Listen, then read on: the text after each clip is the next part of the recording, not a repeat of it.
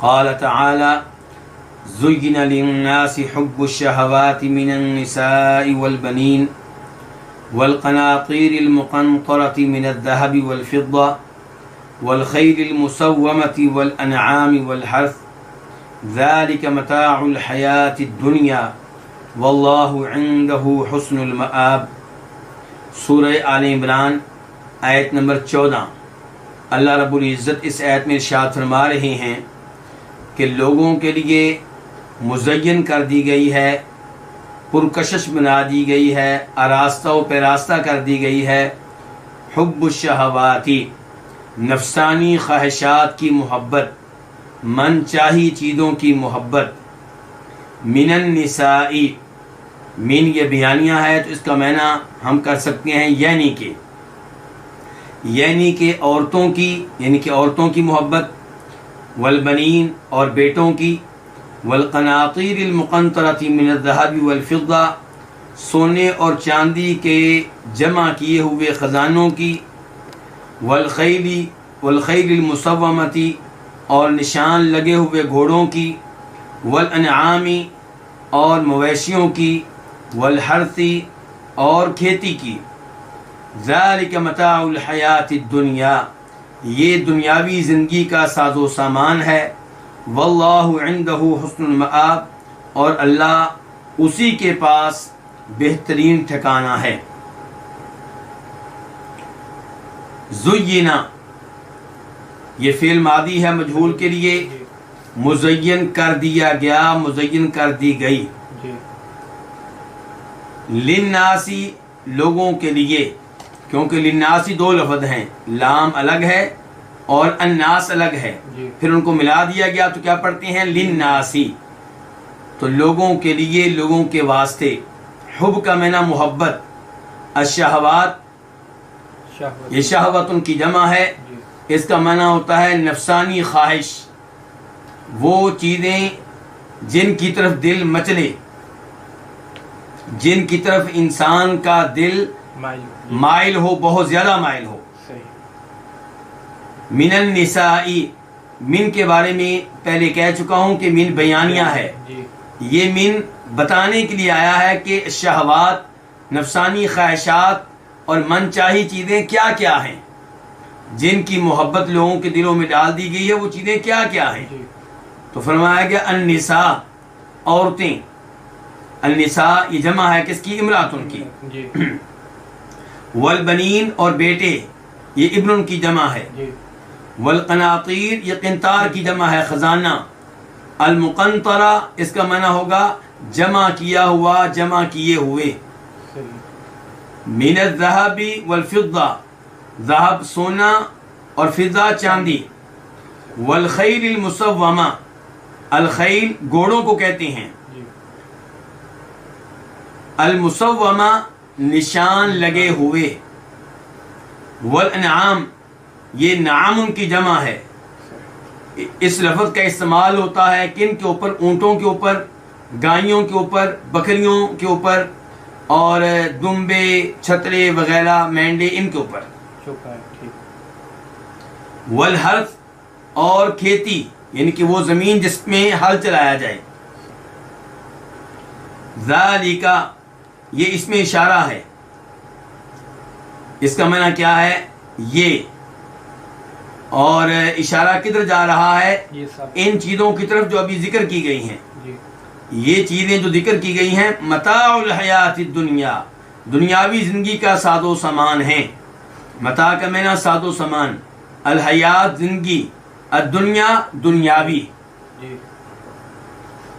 واللہ اور اللہ تعالی، عندہ اسی کے ہاں ہے، اسی کے پاس ہے، حسن المآب اچھا ٹھکانہ۔ مآب کا معنی ٹھکانہ، لوٹنے کی جگہ، جہاں پہ انسان واپس آ سکے، جہاں پہ وہ رہ سکے۔ اب آتے ہیں اس آیت کی تفسیر کی طرف۔ اللہ رب العزت نے اس آیت میں یہ وعدے کیا ہے کہ اللہ رب العزت نے اپنے بندوں کا امتحان لینے کے لیے، ان کی آزمائش کرنے کے لیے دنیاوی کئی چیزوں کی محبت ان کے دلوں میں ڈال دی ہے۔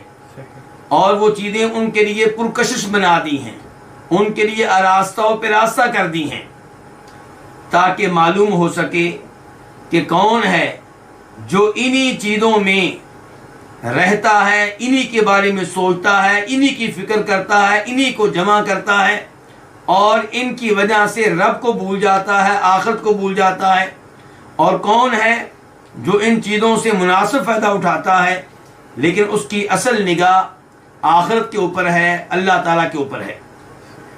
چنانچہ فرمایا اللہ تعالیٰ نے زُيِّنَ لِلنَّاسِ، لوگوں کے لیے نفسانی خواہشات کی محبت مزین کر دی گئی ہے۔ مزین کرنے والا کون ہے؟ قرآن حکیم کے اوپر اگر آپ غور کریں گے تو اللہ رب العزت ایک مقام پہ ارشاد فرماتے ہیں كَذَلِكَ زَيَّنَّا لِكُلِّ أُمَّةٍ عَمَلَهُمْ، سورہ نعم۔ اسی طرح ہم نے ہر امت کے لیے ان کے اعمال مزین کر دیے۔ تو مزین کرنے والا کون ہوا؟ اللہ رب العزت۔ اور سورہ نمل میں اللہ تعالیٰ فرماتے ہیں کہ وَجَدْتُهَا وَقَوْمَهَا يَسْجُدُونَ لِلشَّمْسِ مِن دُونِ اللَّهِ وَزَيَّنَ لَهُمُ الشَّيْطَانُ أَعْمَالَهُمْ فَصَدَّهُمْ عَنِ السَّبِيلِ فَهُمْ لَا يَهْتَدُونَ، کہ ہدہد کہہ رہا ہے کہ میں نے ایک قوم کو دیکھا، انہوں نے ایک عورت کو بادشاہ بنا رکھا ہے، اور وہ عورت اور اس عورت کی قوم وہ سب کے سب اللہ کو چھوڑ کے سورج کو سجدہ کرتی ہیں۔ اور وہاں پہ یہ الفاظ آئے ہیں کہ شیطان نے ان کے لیے ان کے اعمال مزین کر دیے ہیں، ان کو وہ شرک کر رہے ہیں لیکن شرک کے اوپر راضی ہیں، مطمئن ہیں، انہیں یہ عمل اچھا لگتا ہے، پیارا لگتا ہے، کیونکہ شیطان نے اس کو خوشنما بنا کے ان کے سامنے پیش کیا ہے، اور یوں شیطان نے ان کو سیدھے راستے سے روک لیا ہے اور وہ ہدایت کے اوپر نہیں ہے۔ تو اللہ رب العزت نے اعمال کو مزین کرنے کی نسبت ایک آیت میں اپنی طرف کی ہے اور دوسری آیت میں شیطان کی طرف کی ہے۔ تو ہر چیز کا خالق تو اللہ رب العزت ہے، لیکن شیطان کی طرف نسبت کرنے کا مطلب یہ ہے کہ وہ سبب بنتا ہے، وسوسے ڈالتا ہے۔ جہاں تک تعلق ہے مخلوقات کو مزین کرنے کا، تو وہ مزین کرنے والا اللہ رب العزت خود ہے۔ اللہ تعالیٰ فرماتے ہیں سورہ کہف میں اِنَّا جَعَلْنَا مَا عَلَى الْأَرْضِ زِينَةً لَهَا لِنَبْلُوَهُمْ أَيُّهُمْ أَحْسَنُ عَمَلًا، کہ جو چیزیں زمین کے اوپر ہیں، جو مخلوقات زمین کے اوپر ہیں، انہیں ہم نے زمین کے لیے مزین کر دیا ہے۔ کیوں؟ تاکہ ہم لوگوں کا امتحان لے سکیں، ان کی آزمائش کر سکیں کہ ان میں سے کون ہے جو اچھے عمل سر انجام دیتا ہے۔ تو اس کا مطلب یہ ہے کہ یہ چیزیں جو مزین کی گئی ہیں، انہیں مزین کرنے والا کون ہے؟ اللہ رب العزت۔ اور مقصد کیا ہے؟ بندوں کا امتحان لینا، کیونکہ اگر یہ فتنے نہ ہوں، عورتیں، بیٹے اور مال کا فتنہ، گھوڑوں کا فتنہ، زمین کا فتنہ، یہ فتنے نہ ہوں، پھر تو ہر انسان فرشتوں کی طرح اللہ کی عبادت میں لگا رہے۔ لیکن انسان کے امتحان ہے، اسے بتا دیا گیا ہے کہ اس کی کامیابی کس چیز میں ہے۔ نبی بھیجے گئے ہیں علیہم الصلوۃ والسلام، آسمانی کتابیں نازل کی گئی ہیں، نبیوں کا وارث علماء کو بنایا گیا ہے، اور اس کے ساتھ ساتھ یہ فتنے بھی موجود ہیں۔ اِنَّا هَدَيْنَاهُ السَّبِيلَ إِمَّا شَاكِرًا وَإِمَّا كَفُورًا، اللہ تعالیٰ نے سیدھا راستہ بتا دیا ہے۔ اب اللہ تعالیٰ کہتے ہیں کہ اب بندے کی مرضی ہے اللہ کا شکر گزار بندہ بن جائے یا نہ شکرا بن جائے۔ تو زُيِّنَ لِلنَّاسِ حُبُّ الشَّهَوَاتِ، من چاہی چیزوں کی محبت، نفسانی خواہشات کی محبت لوگوں کے لیے مزین کر دی گئی ہے۔ یہ کیا چیزیں ہیں جن کی محبت لوگوں کے لیے خوشنما بنا دی گئی ہے؟ فرمایا اللہ تعالیٰ نے یہ کون ہیں؟ عورتیں۔ تو عورتیں پہلے نمبر پہ فتنہ کے طور پہ ان کا تذکرہ کیا گیا ہے۔ یہ ٹوٹل 7 چیزیں ہیں، لیکن ان میں سے سب سے بڑا فتنہ کون ہے؟ عورتیں ہیں۔ امام بخاری روایت کرتے ہیں نبی علیہ الصلوۃ والسلام سے کہ آپ نے ارشاد فرمایا ما ترکت بعدی فتنۃ اضر علی الرجال من النساء، کہ میں دنیا میں جتنے بھی فتنے چھوڑ کے جا رہا ہوں ان میں سے کوئی ایسا فتنہ نہیں ہے جو مردوں کے لیے عورتوں سے زیادہ نقصان دہ ہو۔ تو عورتیں فتنہ ہیں، اللہ تعالیٰ امتحان لے رہے ہیں کہ انسان عورتوں کے معاملے میں کیا کرتا ہے۔ اللہ تعالیٰ نے سورہ تغابن میں ارشاد فرمایا یا ایھا الذین آمنوا ان من ازواجکم واولادکم عدوا لکم فاحذروہم، اے ایمان والو، تمہاری بیویوں میں سے، تمہاری اولاد میں سے کچھ ایسے ہیں جو تمہارے دشمن ہیں، تو ان سے بچ کر رہو۔ اگر عورت نیک مل جائے، نیک بیوی مل جائے تو وہ دنیا کی نعمتوں میں سے ایک عظیم نعمت ہے۔ فرماتے ہیں نبی علیہ الصلوۃ والسلام اس حدیث میں جسے امام مسلم اپنی صحیح میں لے کر آئے ہیں، الدنیا کلھا متاع وخیر متاع الدنیا المرأۃ الصالحہ، دنیا میں جو کچھ ہے یہ دنیاوی ساز و سامان ہے، فنا ہونے والا ہے، ختم ہونے والا ہے، عارضی ہے، اس کی کوئی حقیقت نہیں ہے۔ اور ساتھ ہی فرمایا دنیا کے اس ساز و سامان میں جو سب سے عمدہ چیز ہے وہ نیک بیوی ہے۔ تو اگر نیک بیوی مل جائے تو یہ بہت بڑی نعمت ہے۔ اگر شادی کرنے کا مقصد یہ ہے کہ انسان اپنے ایمان کی حفاظت کرے، اپنے دین کی حفاظت کرے، اپنے آپ کو برائی سے بچا کر رکھے، اور بیوی بھی وہ لی ہے جو دین کی بنیاد پہ لی گئی ہے، دین کی بنیاد پہ بیوی حاصل کی ہے، جو دین کے معاملے میں مددگار ثابت ہو رہی ہے، جو خیر کے کاموں میں تعاون کر رہی ہے، جو برائی سے بچنے کے معاملے میں مددگار ثابت ہوتی ہے۔ اور اس عورت کو لینے کا دوسرا مقصد کیا ہے؟ نیک اولاد لینا۔ نبی علیہ الصلوۃ والسلام کی اس حدیث پہ عمل کرنا کہ تزوج الودود الولود، ان عورتوں سے شادی کرو جو بہت زیادہ بچے جنم دینے والی ہوں، کیونکہ میں روز قیامت فخر کر کے کہوں گا کہ میری امت سب سے بڑی ہے۔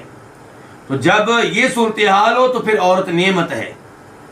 اسی لیے فرمایا تھا نبی علیہ السلام نے حبب الی من دنیاکم النساء والطیب، اس حدیث کو امام نسائی روایت کرتے ہیں کہ تمہاری اس دنیا میں مجھے دو چیزیں بڑی عزیز ہیں، بڑی محبوب ہیں، نمبر 1 عورتیں، نمبر 2 خوشبو۔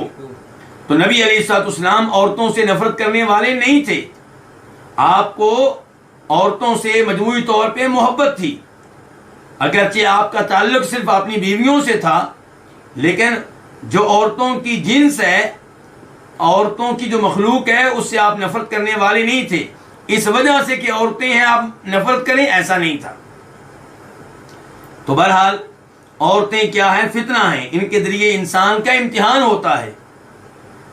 والبنین، اور بیٹے بھی فتنہ ہیں، انہیں بھی خوشنما بنا دیا گیا ہے۔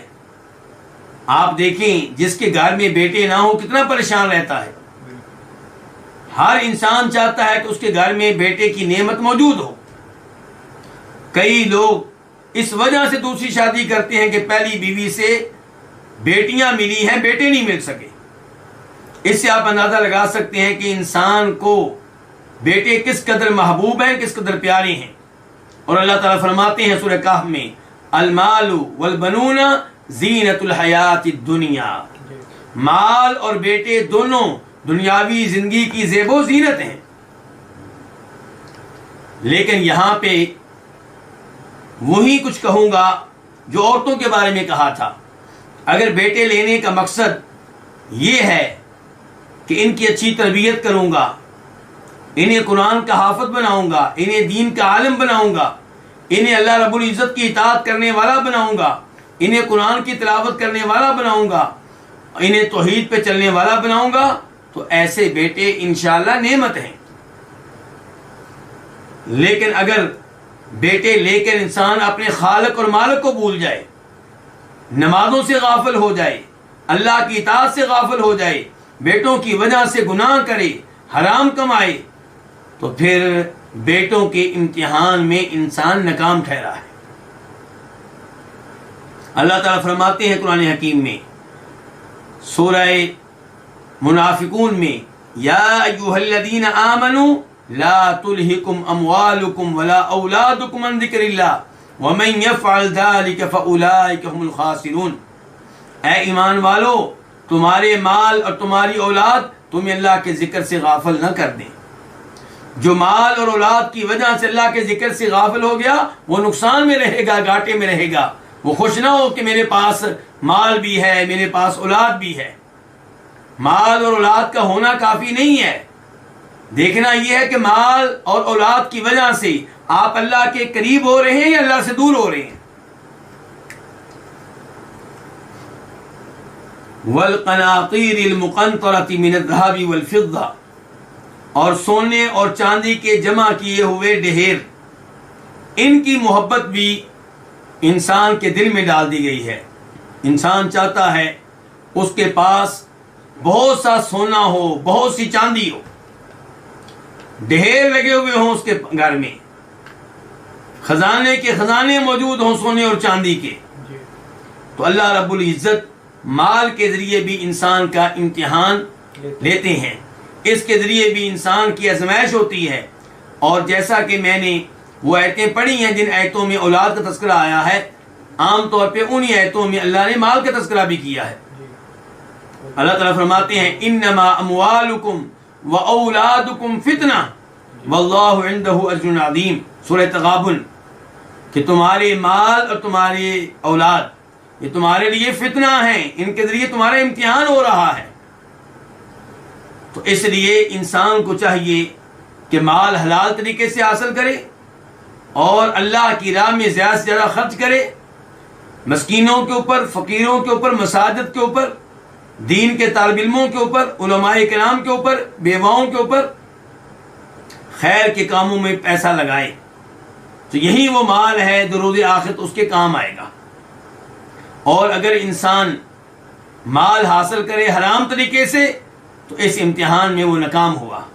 اگر حلال طریقے سے حاصل کرنے کے بعد مال کو حرام جگہ پہ لگائے، شرک پھیلانے کے لیے، بدعات کو رواج دینے کے لیے، بے حیائی کو پھیلانے کے لیے، تو پھر بھی وہ اس امتحان میں ناکام ٹھہرا ہے.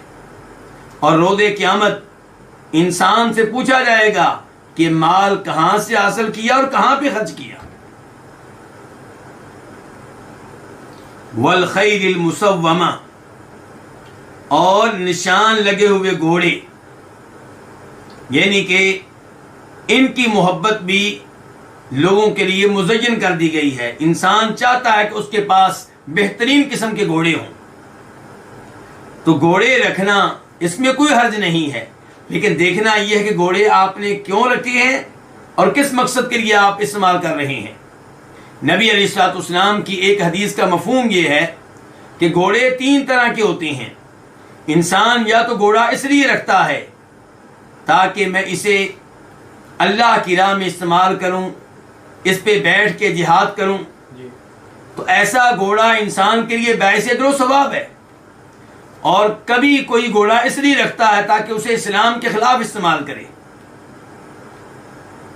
اور اس لیے رکھتا ہے تاکہ فخر کر سکے، تکبر کر سکے.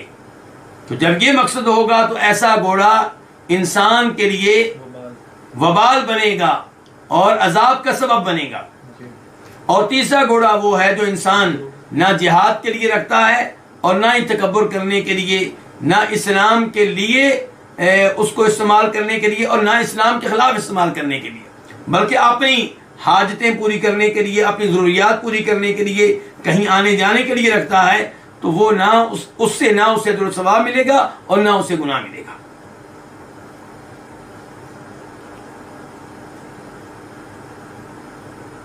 تو یہاں پہ کہا گیا گھوڑے نشان لگے ہوئے، ان کے عمدہ گھوڑے ہیں جن کا اتنا اہتمام کیا گیا ہے کہ ان پہ نشانیاں لگائی گئی ہیں تاکہ وہ گھوڑا محفوظ رہ سکے. والانعام، اور مویشی، اونٹ اور گائے اور بکریاں وغیرہ، تو ان کی محبت بھی انسان کے دل میں ڈال دی گئی ہے. یہ بھی انسان کو بڑے پیارے لگتے ہیں، لیکن آپ دیکھیں گے کہ ان کا تذکرہ گھوڑوں کے بعد آیا ہے. اس سے پتہ چلا کہ خوشنما ہونے میں مویشیوں کا نمبر گھوڑوں کے بعد آتا ہے. والحرث اور اس کے بعد کھیتی. تو مویشیوں کے ذریعے اور کھیتی کے ذریعے بھی انسان کی آزمائش ہوتی ہے. انسان انہیں کیسے حاصل کرتا ہے، انہیں کہاں استعمال کرتا ہے، انہیں کتنا وقت دیتا ہے.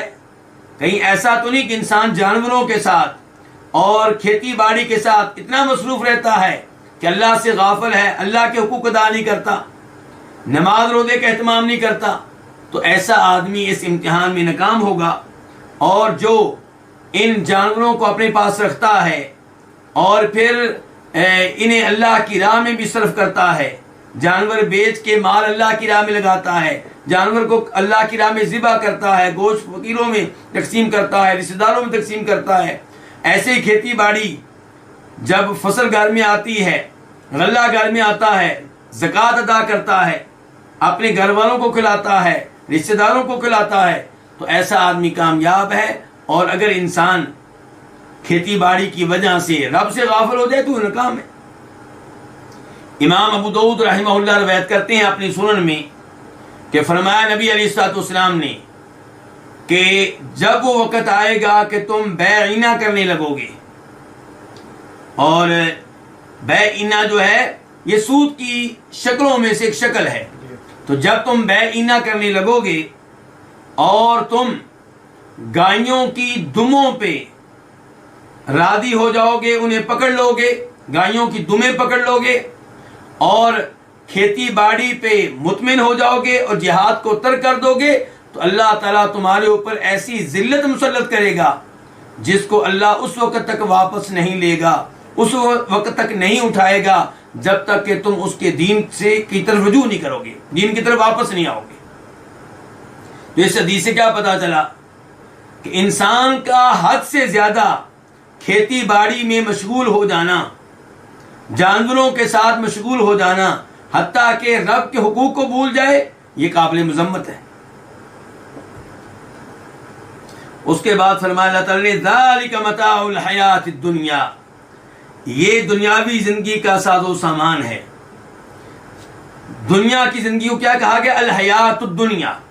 الدنیا یہ لفظ ادنا کی مؤنث ہے.